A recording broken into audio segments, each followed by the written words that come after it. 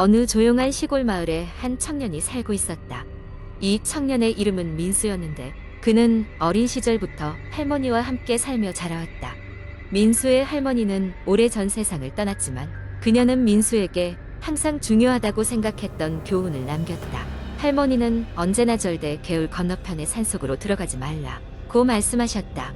민수는 어릴 적부터 그 말을 듣고 자랐기에 무섭기도 하고 궁금하기도 했다.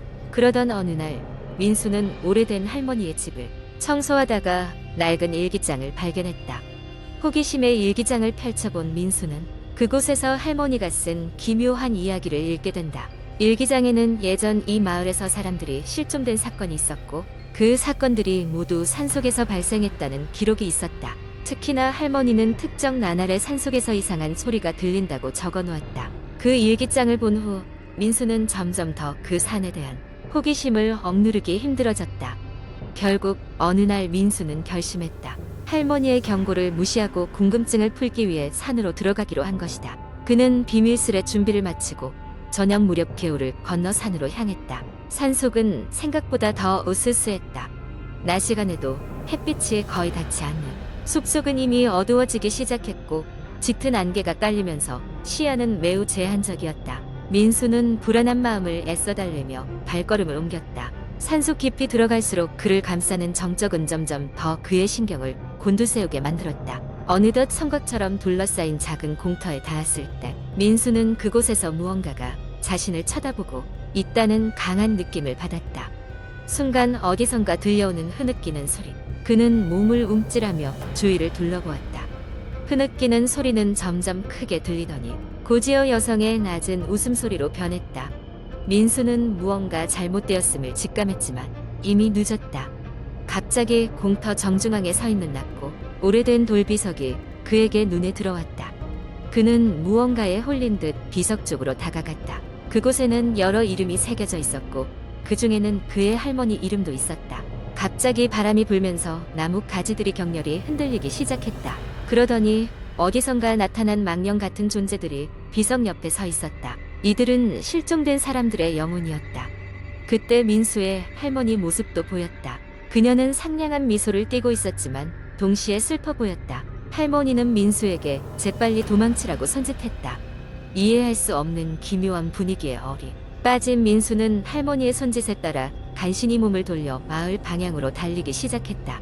어떻게 집으로 돌아왔는지 기억도 나지 않는 민수는 간신히 숨을 고르며 돌아왔다. 그 사건 이후 민수는 자신의 호기심이 불러온 위험을 뼈저리게 깨달았다. 할머니의 말을 다시는 무시하지 않겠다고 다짐하며 오랜 시간 벌벌 떨며 그날 저녁을 보냈다. 결국 민수는 그날 밤 깨달았다. 어떤 미지의 끌림도 때로는 화려한 장막 뒤에 숨겨진 위험을 감추고 있을 수 있다고. 그리고 그는 그곳 산속의 비밀을 두 번 다시 찾지 않겠다고 굳게 마음먹었다. 그로부터 시간이 많이 흘렀지만 여전히 마을 사람들은 산속에 대해 이야기하는 것을 꺼려했다. 산속에서의 그날 밤은 민수의 마음속에서 영원히 지워지지 않는 공포로 자리 잡았다. 지금도 때때로 그 산에서는 흐느끼는 소리가 들려오곤 한다고 한다. 무엇이든 그곳에는 아직 풀리지 않은 미스터리가 남아있는 것인지도 모른다. 두 번째 이야기. 경기도 외곽 작은 마을. 이곳은 예로부터 많은 전설과 괴담이 전해 내려오는 곳으로 유명했다. 특히 민들레 마을이라 불리는 이곳의 한 폐가는 오랜 세월 동안 사람들의 입에 오르내리며 기이한 이야기의 중심이 되었다. 이 폐가는 본래 1970년대에 지어진 2층 양옥집이었다. 한때는 구멍가게도 운영하며 번성했던 적이 있지만 지금은 그저 바람에 삐걱거리는 낡은 잔해일 뿐이었다. 문제의 시작은 집주인 가족이 알 수 없는 이유로 흔적도 없이 사라지면서부터였다. 이후로도 몇몇 사람들이 그곳 헤머물렀지만 이상한 일들을 겪고는 다시 발길을 끊었다고 한다.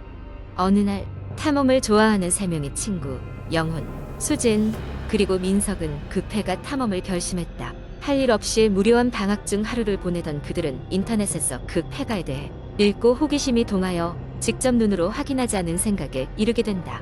셋은 각자 손전등과 간단한 비상식량을 챙기고 오후 늦게 민들레 마을로 출발했다. 마을에 도착한 셋은 이미 해가 지고 어둠이 깔린 시간이었다. 길을 따라 10분 정도 걸어가자 폐가는 주변의 적막함 속에 음산하게 서 있었다.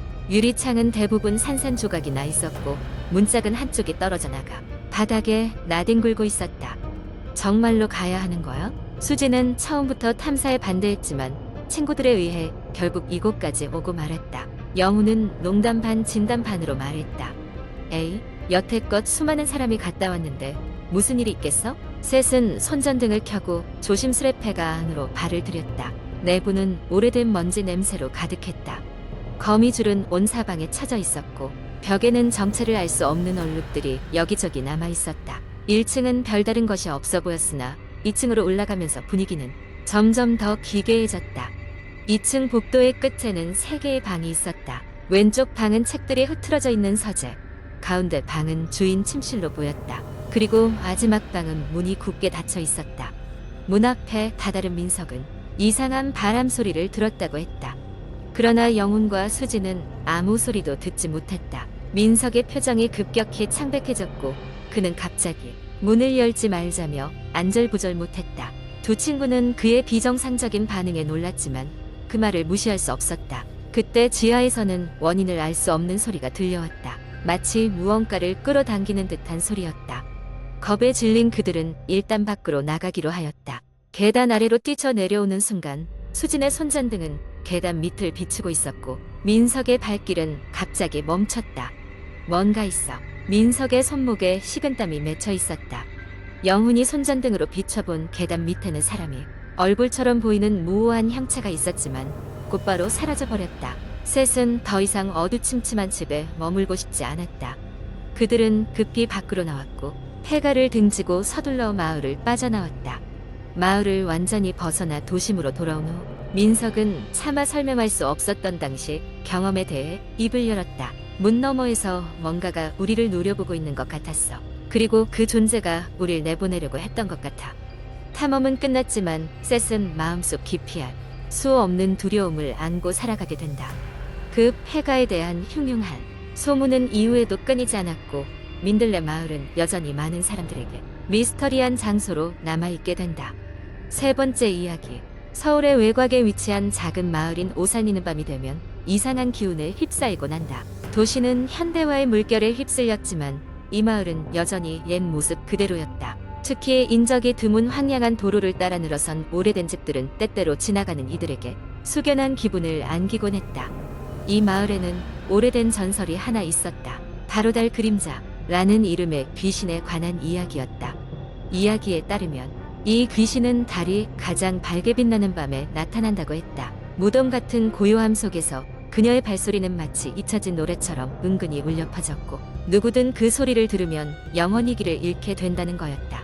한때 서울에서 일하던 기자 지우는 오랜만에 고향을 찾아왔다. 도시의 바쁜 일상에 지친 그는 평온한 삶을 꿈꾸며 잠시 쉬기로 마음먹은 것이었다. 그의 부모님이 사시던 집을 정리하던 중 지우는 낡은 사진첩을 발견했다. 사진첩 속에는 젊은 시절의 부모님과 함께 찍은 가족 사진들이 가득했다. 사진의 한 구석에 언제나 등장하는 낯선 소녀의 모습이 그의 눈길을 끌었다. 그 소녀는 당시에는 전혀 알지 못했던 인물이었다.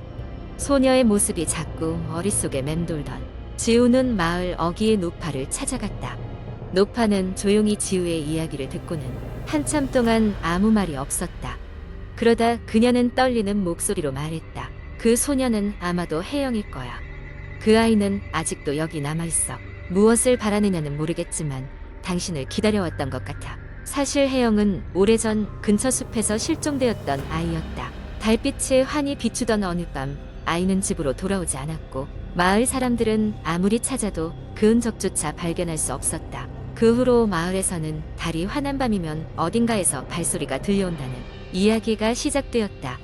밤이 되어 지우는 마을로부터 조금 떨어진 숲을 찾았다. 달이 떠오르면서 숲은 은은한 푸른빛으로 물들었다. 무언가에 이끌리듯 그는 점점 더 깊은 곳으로 걸어 들어갔다. 그때 정말이지 가늘고 어린 소녀의 발소리가 들려왔다. 소리는 그의 주변을 맴돌며 점점 가까워졌다. 그 순간 지우는 자신의 등 뒤에서 누군가가 지켜보고 있다는 느낌을 받았다. 숨을 죽이고 뒤를 돌아보니 정말로 그 소녀가 서 있었다. 오래된 사진 속 그 모습 그대로였다. 그녀는 말을 걸지 않았지만 그저 슬픈 눈빛으로 그를 바라볼 뿐이었다. 지우는 다가가 말을 걸고 싶었지만 그럴 수가 없었다. 대신 마음속으로 간절히 생각했다. 무엇을 원하니? 그러자 소녀는 지우의 손을 살며시 잡고 어딘가로 이끌기 시작했다. 그곳은 숲 안 깊은 곳, 아무도 찾지 못했던 자그마한 동굴 입구였다. 동굴 안에는 혜영의 닉네임이 수놓인 작은 돌멩이들이 있었다. 이 순간 지우는 알았다. 소녀의 영혼은 아직도 여기에 묶여 있었던 것이다. 다음 날 지우는 마을 사람들에게 이 사실을 알렸고 사람들은 동굴 안에 작은 추모비를 세우기 시작했다. 그렇게 소녀의 영혼은 마침내 안식을 찾았고 그날 이후로는 발소리가 들려오지 않았다고 한다. 지우는 이 사건을 계기로 마을에 남아간 가니 이곳의 평화를 지키기로 마음먹었다. 그리하여 오산리의 밤은 다시 고요함을 되찾았지만 달빛이 가장 빛나는 밤에는 여전히 지워지지 않은 소녀의 그림자가 마을을 맴돈다는 이야기가 전해 내려오곤 한다. 그리고 지우는 그 그림자가 다시 나타나는 날 소녀가 완전히 자유로워질 때까지 그녀의 곁을 지키리라 마음먹었다.